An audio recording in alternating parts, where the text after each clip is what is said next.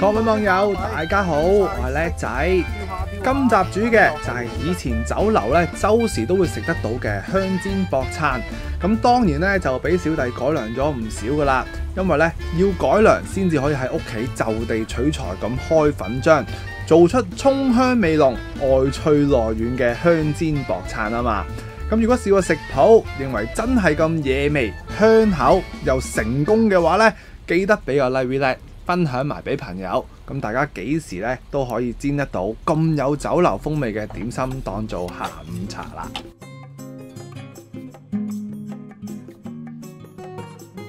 今集我哋整嘅薄撐最適合咧就係喺屋企無所事事，又唔係話太肚餓嘅時候食就最好啦。同埋最緊要咧，今次我哋用嘅粉咧就係一啲隨手可得嘅粉啦。嗱，首先我哋講下呢一包係咩嚟啦。咁啊，日本仔又叫做小麥粉，薄力嘅小麥粉啦。咁其實我哋香港咧就會叫呢啲做低筋嘅麵粉。咁個好處咧，其實就係要嚟做一啲脆皮啊，比較硬，唔會話拉得長嘅口感咧。我哋多數都會用薄力粉嘅，攞嚟整天婦羅啊，整蛋糕咧，好多時候都會有佢嘅。咁如果冇呢個薄力粉，就係用低筋麵粉啦。咁啊之後我哋食薄撐咧，咪有少少軟軟地、韌韌地嘅口感，係靠咩咧？咁我哋咧就會用粘米粉嚟去做嘅。咁啊，粘米粉又有啲軟糯嘅口感啦。咁如果冇粘米粉，可以用咩替代咧？用糯米粉都 OK 嘅，係啦。咁啊，視乎翻你有啲咩粉，咪用啲咩粉咯。就算冇呢個薄力粉咧，我哋用生粉咧，亦都可以取替呢啲咁嘅低筋麵粉嘅。係啊，因為都係食個硬身嘅嘢啦。咁啊，即刻校咗個蛋漿先。蛋漿嘅調配，第一件事咧，我哋想做一啲嘅蛋嘅金黃色啦，同埋有啲蛋嘅香味咧，我就會落2隻雞蛋嘅。咁我哋咧就先喺一個pan嗰度攪勻咗佢先。個目的咧就可以令到啲蛋白咧均勻啲啊。係啊，咁啊唔同我哋之前番茄炒蛋嗰集咧，我哋咪話唔使話發到啲蛋咁勻嘅。係啊，咁呢個咧勻些少都冇所謂嘅。係啊，咁如果我哋個次序一唔同咗咧，較咗啲粉漿先至落埋啲蛋落去咧，就會比較難去發得勻啲蛋白啦。發到個狀態拉出嚟，唔會話一嚿嚿咁就 OK 噶啦。咁順住個勢咧，我哋就校埋個味。咁喺個蛋漿裏邊校味咧，就會勻順啲啦。嗱，咁我想更加之豐富咧，我會落翻大概係好少嘅呢個香菇粉。冇菇粉嘅，你咪落雞粉落去替代啦。嗱，之後一定要落嘅係咩咧？胡椒粉。咁個味道咧會香好多啦。之後我哋想有啲更加香嘅效果咧，呢一隻係五香粉。咁個味道咧就會更加之豐富，但係就千祈唔好話咁重手。之後落得呢啲鹹嘅嘢咧，我哋落翻些少嘅砂糖落去。咁最後仲有一樣味嘅，係啦，呢一個味咧要嚟提鮮嘅。嗱，魚露啊，係啦，咁啊俾翻些少佢。咁我哋又 mix 咗個底味先。撈好咗個味，跟手我哋就落粉啦。咁粉嘅比例咧，嗱可以自己去調配嘅。咁我自己咧就覺得好做啲啦，又想個皮咧硬身啲咧，我就會用2:1嘅份量嘅。咁啊2份咧就為之呢個低筋麵粉，咁做出嚟嗰個皮咧就會偏向硬些少。嗱，留意住個份量啦。嗱，2斤，咁我想做2份嘅，咁啊總數即係4斤。係啦，咁上下嘅啫，4斤嘅低筋麵粉。之後咧就混和翻一啲嘅韌性啦，咁樣軟糯就粘米粉。咁啊認一認佢個包裝咧，特登咧就唔倒佢出嚟。咁啊對翻2個湯匙嘅呢個粘米粉。係啦，咁樣就會偏向一個硬身。如果你想去更加之硬嘅話咧，你咪落翻叫做多些少個低筋麵粉啊，可能3湯羹嘅低筋麵粉，咪對翻多個粘米粉咪少啲咁樣咯。嗱，咁我哋輕輕撈一撈咧，就變咗呢團嘢啦。跟手我哋就要落水。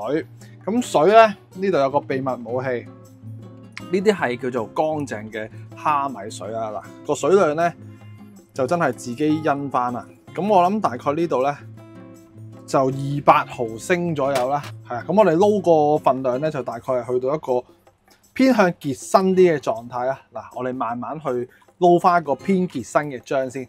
咁我哋想做得更加之好咧，好多時候我哋撈粉都會遇到呢啲問題，所以成日啲師傅咧都話你撈粉慢慢啲咁去落咧，點解？就係因為慢慢加水、慢慢加粉落去搞咧，就唔會話有咁多呢啲沙，會容易啲勻循咁啦。嗱，咁我哋想做得好啲，咪隔一隔佢，咁咪滑晒咯。OK， 嗱，咁我哋個漿叫做做好咗噶啦，咁啊擺埋一邊先。咁跟住咧，我哋就切翻一紮葱。咁呢度咧足就5蚊2紮嗰啲葱咯。咁個葱白嘅部分咧，我建議大家咧切得幼細啲會好啲，即係盡可能幼啦。同埋切葱咧，好多時候我哋咪咁樣去揸住嚟切嘅，係啦。咁啊，其實如果咁樣切，你覺得好難切嘅，你可以嘗試下開翻一條毛巾咧喺上面，叫做冚一冚佢。咁佢咧冇走動得冇咁犀利咧，咁我哋切起嚟咧都會容易啲咁去切啦。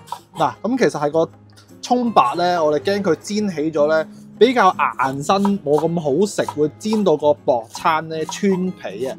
所以個葱白就要幼啲嘅，係啦，咁上下3-4mm 都 OK。因為切得太過幼咧，又驚佢冇乜葱味。我自己咧就好中意食葱嘅，所以我當佢葱油餅咁做，我就會切夠一紮葱落去。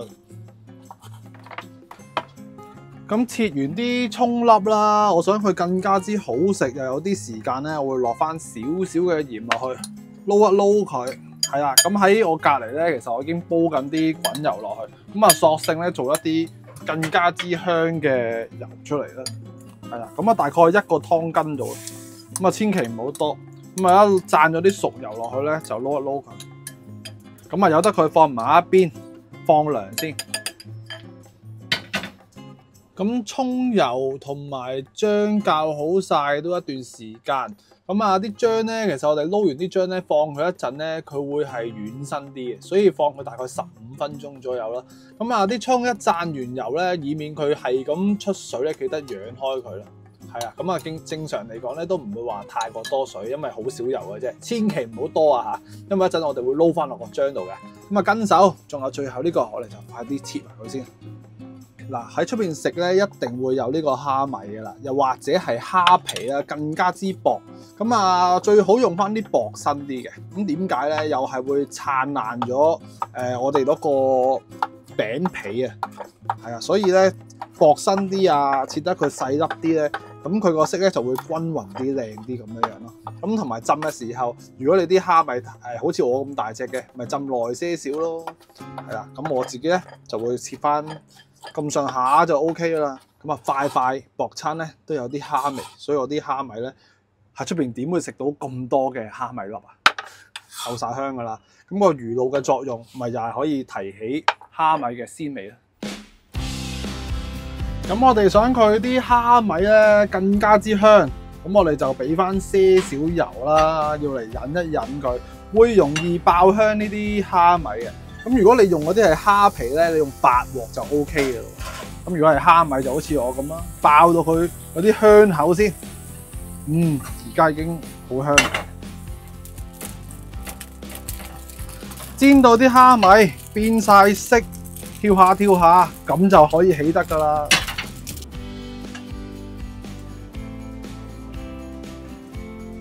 蝦米都煎好埋，跟手咧，我哋記得攪一攪個底先，呢個漿係啦。咁啊，記住個漿咧偏向結身啲咧，就會更加之穩陣。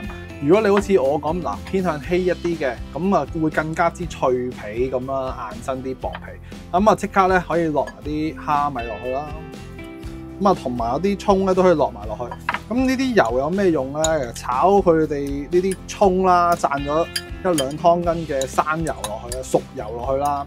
咁啊，連埋啲蝦米啲油咧，就啱好可以做到一個落啲油落去嘅效果。即係嗰啲脆漿嘅原意咧，就係加咗一啲嘅生油啊、熟油咧，可以增強一啲嘅脆口嘅口感。所以但係又唔好話太多咯，係啊，1-2湯羹就 OK 啦。嗱，咁我哋撈勻佢，咁呢個漿咧已經係非常之咁香噶啦。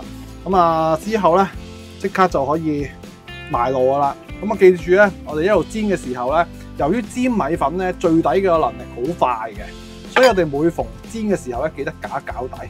OK， 嗱，即刻去煎啦。咁啊，即刻翻過嚟爐頭呢邊啦，補翻些少嘅生油啦。咁啊，同埋煎親呢啲薄餐，最緊要都係出翻一啲易結鑊咧，咁樣就會舒服啲，冇咁容易燶底啊！嗱，嚟啊！咁應該啱好啦。啊，我貪心啲啊，落埋落去啦。咁啊，揚開佢。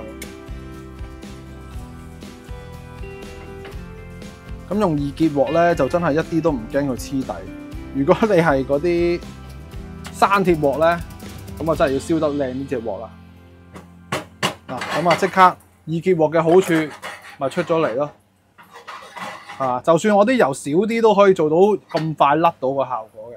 嗱，咁呢個時候咧，見佢一焦咗面咧，即刻較翻細啲嘅火。咁我哋烘到佢中間都偏向半生熟先。咁啊，期間切記一定唔好心急，慢火煎啊！好啦，當我用個好微弱嘅火力煎到佢個狀態係點咧？其實睇一睇呢啲啊，去到中間最後個位半熟咧，咁啊差唔多可以反得啦。咁我哋望一望個火位啊，其實就好細火嘅啫。咁啊，又係時候拋鑊嘅時候啦。今次我就有啲信心啊，上次爭啲炒。嗱，咁而家嘅狀態咧係非常之咁靚嘅。咁啊，最緊要點樣可以做到呢啲金黃色嘅效果咧？喂，好熱！咁我哋就記得一路煮嘅時候咧，烘佢嘅時候篩下啲火啊，勻勻啲咁啦。嗱，即刻敲下先嚇。炒咗蛋喎，唔緊要，救一救佢先。做翻啲手腳啦。嗱，竟然咁樣反而失敗咗一道裂痕啊！咁啊，大家自己拋鑊嘅時候小心啲。不過個狀態都相當之咁香。咁我哋煎埋嗰邊，一等上碟俾大家睇噶啦。